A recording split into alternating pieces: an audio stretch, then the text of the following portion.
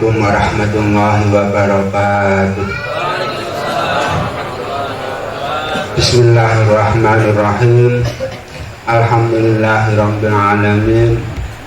Wassalatu wassalamu ala asrofil anbiya'i wal mursalin sayyidina wa maulana Muhammadin wa ala alihi wa sahbihi wa man tabi'ahu ila yaumiddin. Fala haula wala quwwata illa billahil aliyyil azim. Amma ba'd. Hadratul Habib Zain bin Ali Baharun Al-Mukarram, segenap para kiai, para masyayikh yang tidak dapat kami sebutkan namanya satu persatu, maklum kula niki yang pendatang belum wanuh, belum mengenal nama satu persatu. Wabil khusus ponakan kula niki Yai Asnawi Ridwan dan seluruh jamaah hadirin dan hadirat semuanya. Alhamdulillah wa syukurillah, saya niat dari Jawa Timur ke sini ini sebetulnya pertama menghadiri undangan dari ponakan untuk meramaikan acara Bahsu Masail. Kemudian juga ternyata tiba-tiba juga diminta untuk terus untuk bertahan sampai hari malam ini dan menyambangi atau mengunjungi keponakannya di Depok yang ini alhamdulillah bisa sampai ke sini. Ternyata rumahnya ponakan saya dengan rumah saya ini sama-sama desanya.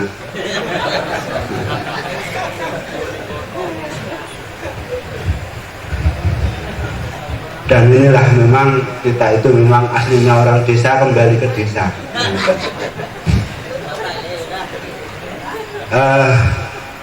Dan ternyata kita alhamdulillah diberi anugerah oleh Allah sehat walafiat sehingga bisa menghadiri haul daripada Mbah Yai Ahmad Idris Marzuki dan Yai Ahmad Fasihuddin.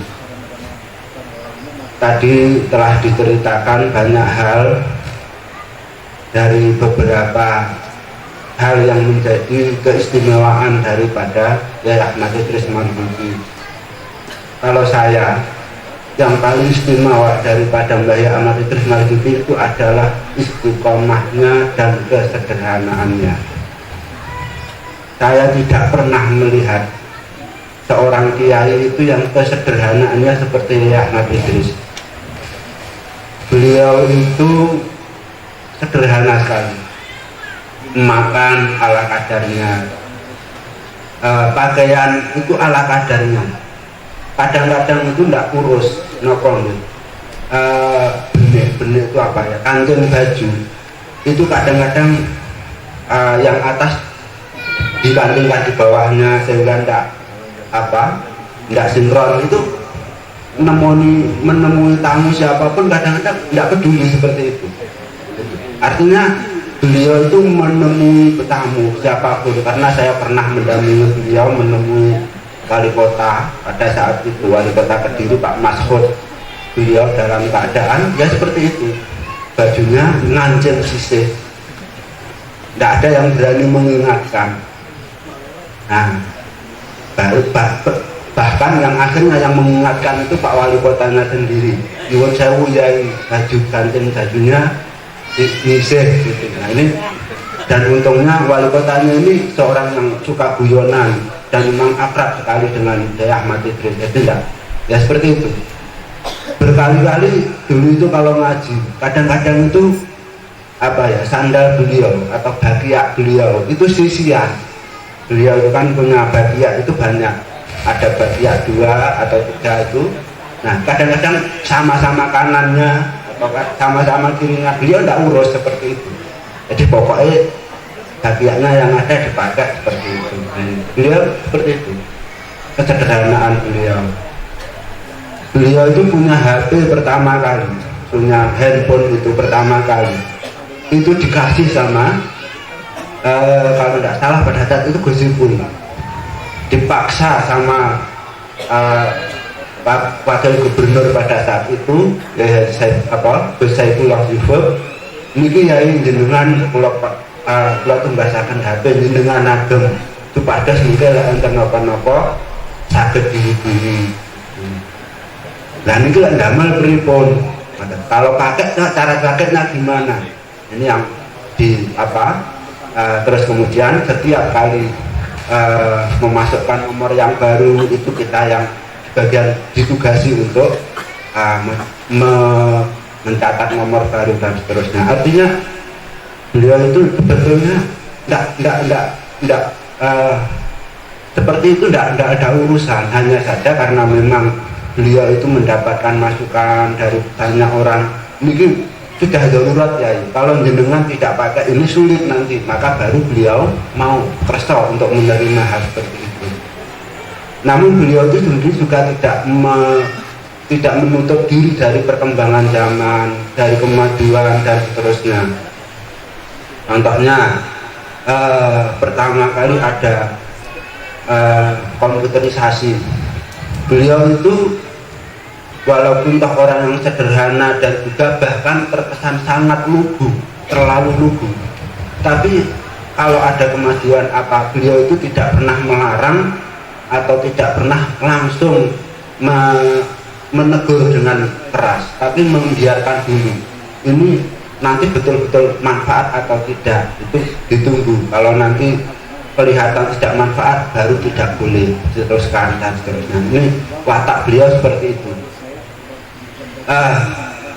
Dan yang istiqomahan beliau, keistiqomahan beliau itu tidak, menurut saya tidak ada tandingannya. Santri-santri seperti saya, Yai Tohari, Yai Yazid, Yai Asnawi ini pernah merasakan bagaimana Yai Ahmad Idris itu 5 waktu, sholat 5 waktu, tidak pernah absen, kecuali kalau beliau mundur karena ada acara pergi atau ada acara NU atau ada undangan kemana, baru beliau itu akan mengutus pengurus untuk menggantikan beliau menjadi imam jamaah. Selagi beliau itu masih ada di rumah, walaupun tak sakit kayak apa, beliau pasti mengimami jamaah 5 waktu. Luar biasa. Ini belum lagi kalau wiridannya, ini yang apa ya, yang paling istimewa itu beliau itu kan wiridannya itu ba'da subuh dan ba'da maghrib. Kalau ba'da subuh beliau itu ya seperti biasa, membaca Al-Ikhlas, Mu'awwidatan, kemudian membaca Hauqalah dan tahlil la ilaha illallah. Nah, la ilaha illallah ini beliau ini kalau membaca tidak pakai hitungan. La ilaha illallah ini kalau beliau baca itu sak keselip, sak ngantuki. Jadi ketika masih saya awal-awal mondok itu masih kuat-kuatnya beliau karena belum banyak penyakit. Itu kadang-kadang sekolah kurang 15 menit atau sekolah kurang 30 menit, jadi sampai jam setengah 6 istiwa, kadang-kadang jam 7 kurang seperempat baru beliau berdoa setelah tahlil. Ini. Jadi mulai jam mulai jam setengah 6 sampai jam 7 beliau membaca tahlil. Santri ini wis turu kabeh. Yang kuat nderek nih, yang kuat untuk mengikuti beliau membaca tahlil itu tinggal beberapa santri yang di Pondok Lirboyo dijuluki para Mbah Wali. Jadi para santri-santri yang memang setiap hari, setiap malam pasti berada di masjid, berada di belakang mihrab, di belakang pengimaman mengikuti Mbah Yai Idris. Nah ini seperti itu. Beliau sederhana dan istiqomah sekali. Dan yang paling istimewa itu mengaji beliau. Beliau itu kalau mengaji pasti didahului oleh mutola'ah. Walaupun toh ngajinya sudah maklum, beliau itu ngaji tafsir Jalalain itu sudah khatam kalau tidak salah. Beliau pernah dawuh, aku ini ngaji tafsir ini sampai itulas khatam. Jadi beliau selama menjadi pengasuh tahun 87 sampai dengan beliau menjelang wafat itu tafsir Jalalain itu kalau tidak salah lebih dari 17 kali. Kalau beliau dahulunya aku tahu khatam sampai tertulis. Nah ini.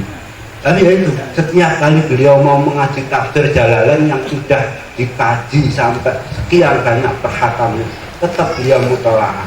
Beliau pasti sebelumnya itu pasti dimutolaah makna-maknanya dan seterusnya.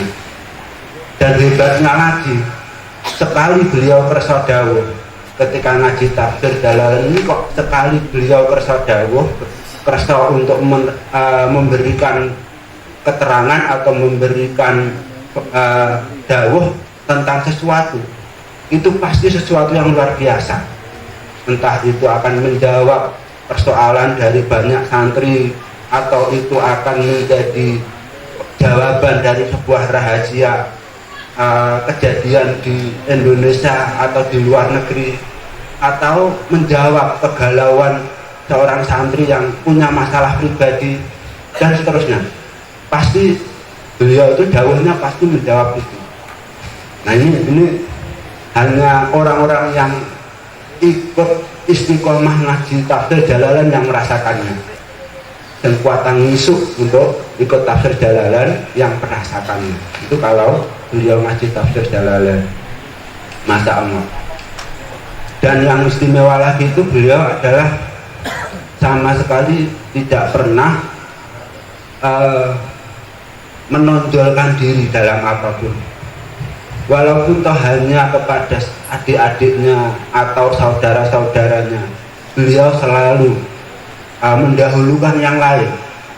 Setiap acara apapun, setiap dalam kesempatan apapun, beliau pasti mempersilahkan yang lain terlebih dahulu, walaupun toh itu lebih muda, walaupun toh itu lebih di bawahnya. Ini beliau selalu tawaduknya luar biasa. Bahkan beliau itu walaupun toh sebagai pengasuh ini yang luar biasa, sebagai kiai dari pondok pesantren Lirboyo, beliau tidak pernah mengucapkan santriku, tidak pernah. Nih, jadi beliau tidak pernah merasa bahwa ini adalah santriku, ini adalah santri Mbah Yai Abdul Karim. Jadi setiap kali pembekalan pengurus atau setiap kali beliau memberi dawuh kepada pengurus, beliau dawuh, monggo kula niki diewangi, monggo saya ini dibantu untuk sama-sama ngopeni santrinya Mbah Yai Abdul Karim, santrinya Mbah Yai Marzuki, santrinya Mbah Yai Mahrus. Nah ini ketawaduan beliau. Beliau itu kalau manggil kepada pengurus yang notabene adalah santrinya, itu selalu dengan panggilan kehormatan. Aku telokno Pak Kai, aku telokno Bapak Kai lo keamanan Kai, atau aku telokno Bapak Kai yang jadi PLP. Nah, seperti ini. Walaupun tak itu santrinya sendiri, tapi karena sudah menjadi pengajar atau pengurus, beliau menghargai dengan memanggil Bapak. Itu Pak Mustahil dengan ada pundi. Ini beliau mengajarkan adab dengan perilaku sehari-hari. Ini termasuk sulit mempraktekkan sekaligus mengajarkan dengan tingkah laku dan praktek sehari-hari, sehingga santri tidak usah kadang dikandani, santri tidak perlu banyak diomongi, itu sudah paham. Karena apa? Cukup dengan melihat, mendengar dan mengamati dari tingkah laku Mbah Yai, ini sudah paham. Oh gitu. Jadi beliau tidak pernah terlalu banyak dawuh. Beliau itu tipe pendiam. Bahkan kalau pidato itu tidak bisa. Mbah Idris itu kalau pidato nggak enak menurut saya pribadi. Bulat. Kadang-kadang dawuh ngene roro begini itu. Dawuh begini roro kok.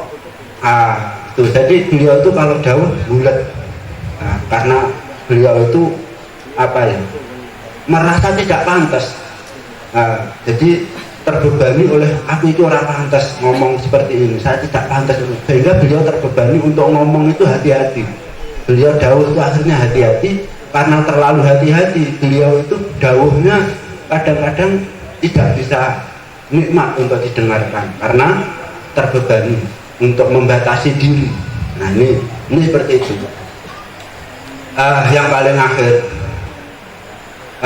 keikhlasan beliau. Saya tahu sendiri, beliau itu setiap kali mendapatkan apa ya, bisaroh, setiap kali ada pejabat dari kementerian atau wali kota atau apa kok memberikan bisaroh, memberikan uang ala kadarnya, beliau itu pasti manggil pengurus atau hadam atau apa, ini enaknya duit ini gaya apa.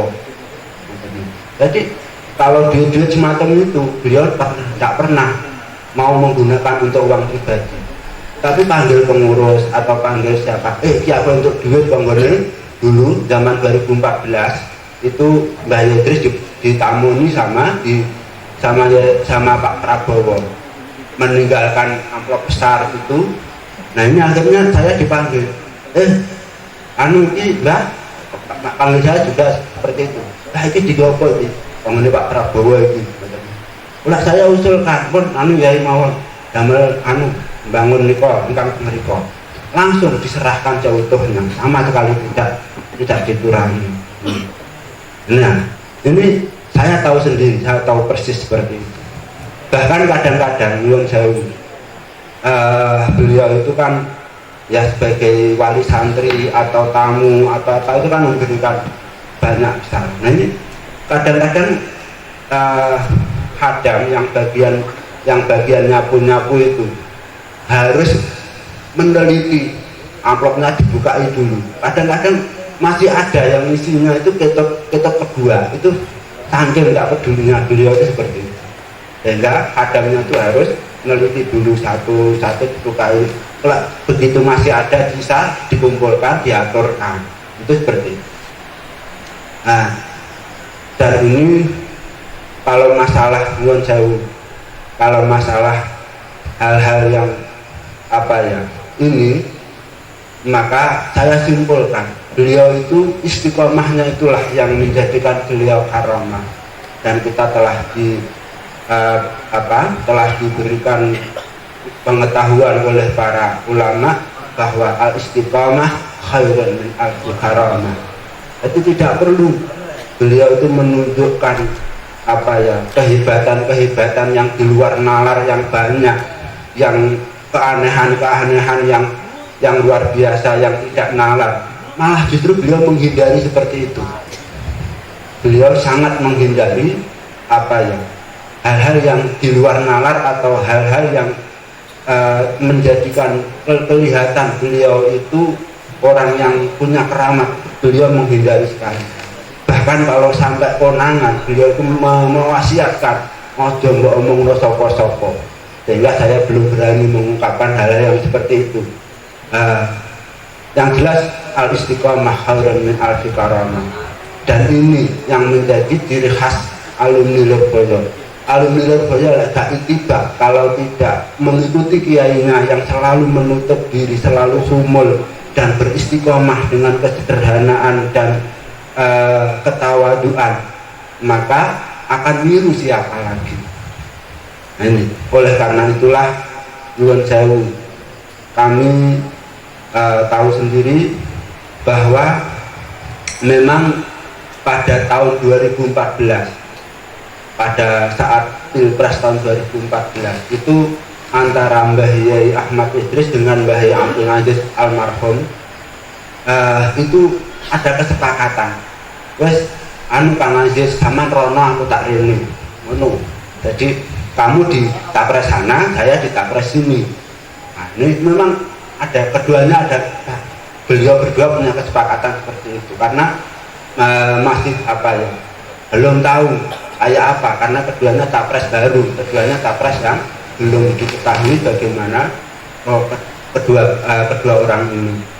Kemudian pada Capres kali ini semua masyayikh pondok pesantren Lirboyo bersatu dalam satu kubu, semuanya bersepakat kita harus mengusung ini. Jadi tidak ada kesepakatan kayak yang Capres 2014 itu, kamu di sana saya di sini, ini enggak, tapi kita harus di sini semuanya, kita harus mau tidak mau kita harus menangkan ini istihad dari para masyayikh kita. Nah, ini mungkin cukup itu saja, ada kurang dan lebihnya sekali lagi kami mohon maaf. Mudah-mudahan ada manfaatnya. Ihdinas siratal mustaqim. Wassalamualaikum warahmatullahi wabarakatuh.